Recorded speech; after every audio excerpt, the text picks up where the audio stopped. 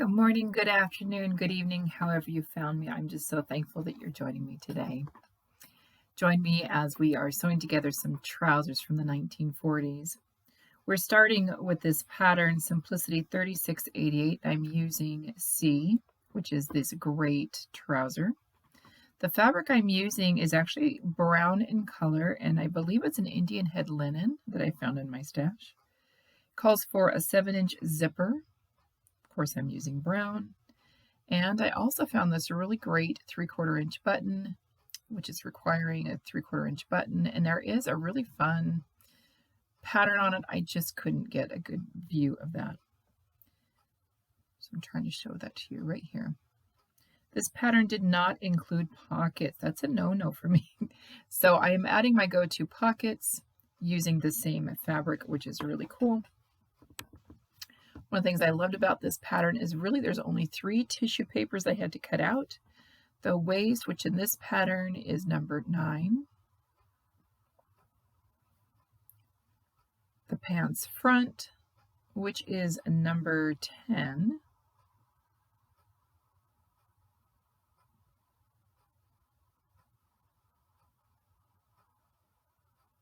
And the pants back, which is number 11. I strongly recommend that you take your own measurements. I have a 46-inch waist, so I chose 28 wide, or women's, 28 women's is what that means. But it's showing you right here that there's a 4.5-inch ease. Keep that in mind. So here I'm sewing up the darts.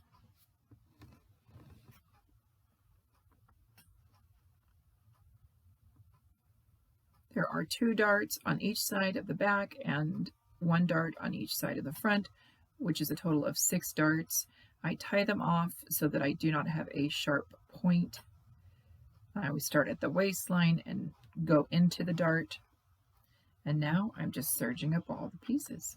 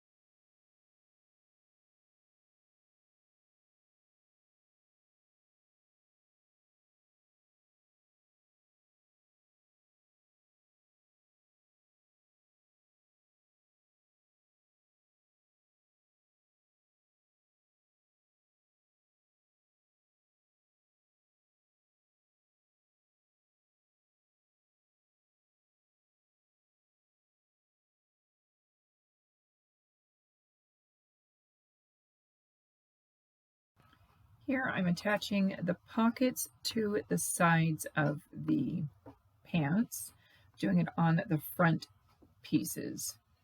And after I attach the side of the pocket to the side of the front piece, I do a top stitch,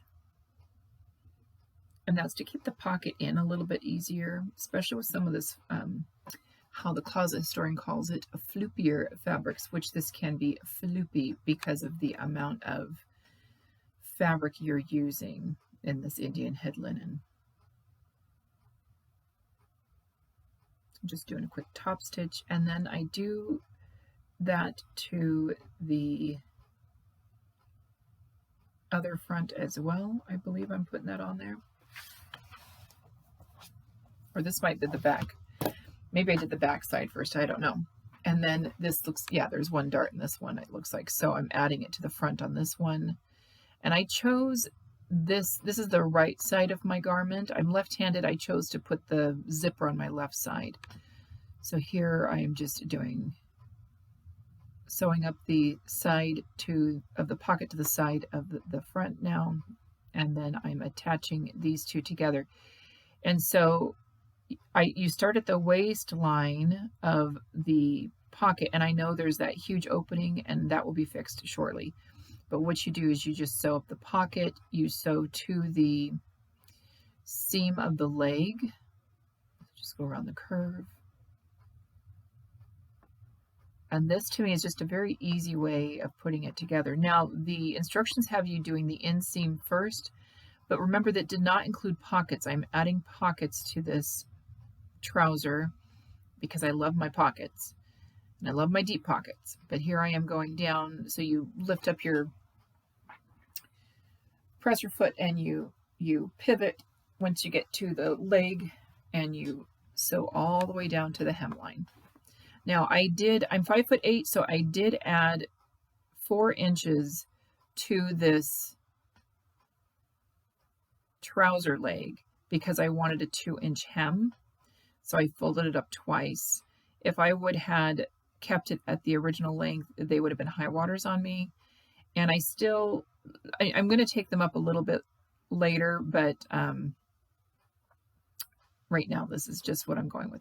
So here I've taken the right side front, I've attached the pocket, and now I am taking the zipper. Oh, wait, hold on a second. I need a top stitch. I forgot to top stitch. So I'm going to top stitch. This is to the front of the right side. I'll get back to the hem in a minute.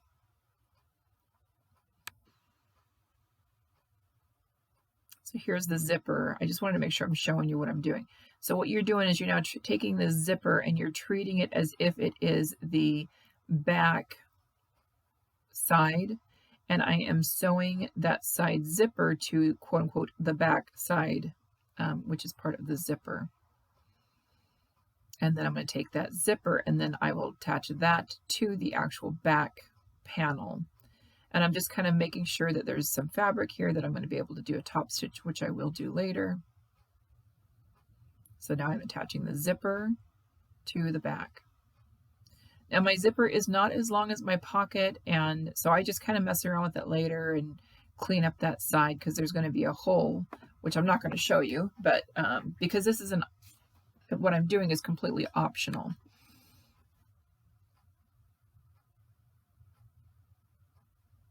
And it's not that it's difficult, it's just kind of thinking it through.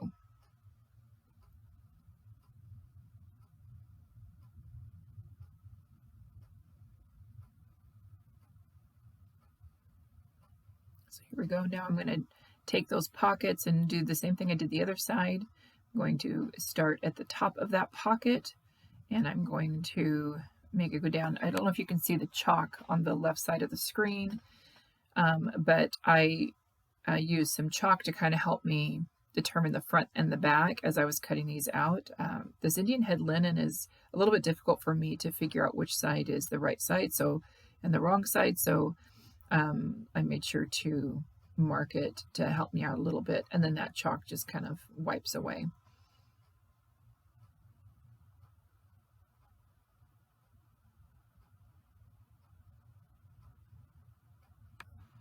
So Here I pivoted right there at the pocket, and I'm going down the outside seam of these pants.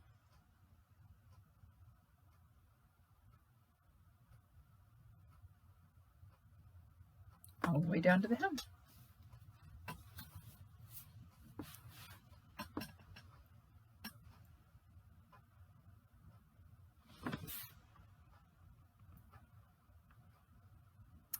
And now I have pinned the top of the pockets down towards the front is how I prefer that. And I'm just kind of top stitching those down. Is that what I'm doing here? I'm attaching something. What am I doing here? I do not know how people keep track of all their footage. I mean, I even wrote it all down. It looks like I'm going down the side. Is that where I'm at? Oh, here I am. So sorry, so sorry, so sorry. So this is the inseam. So I'm sewing the inseam from the crotch down on both sides. You too can be a YouTuber. No, I'm not. I'm sewing down the top. Look at that. Wow. Okay. I'm not quite where I thought I was.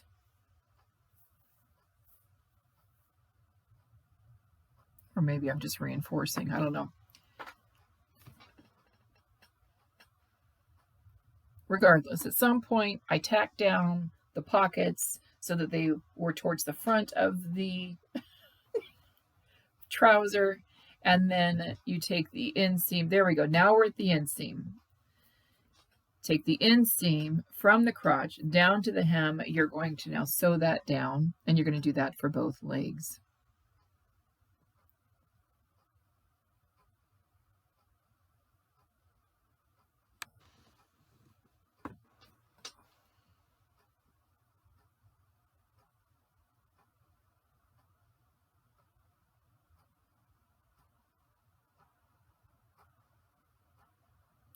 Then you're going to turn one of those legs inside out, keep one inside out and turn one right side out. I put the one that I've turned right side out and I stick that inside the one that's inside out, and I pin it along the crotch depth from waist to crotch back up to the back of the waist, and matching up, you know, the crotch seam, and you just sew this together. It's really simple.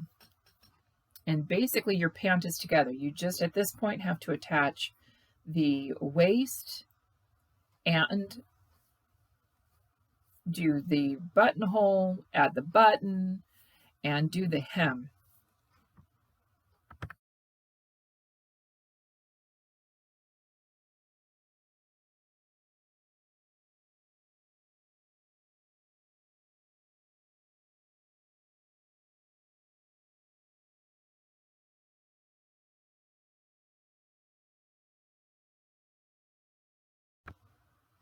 Here I'm just double checking everything. I'm top stitching the zipper down. I had to put in a zipper foot to make sure I got it as close to the zipper as I wanted. Just top stitching it down so that it looks a little bit more finished, and it is less likely to catch on threads or anything like that as you're, or fabric as you're zipping it up and down.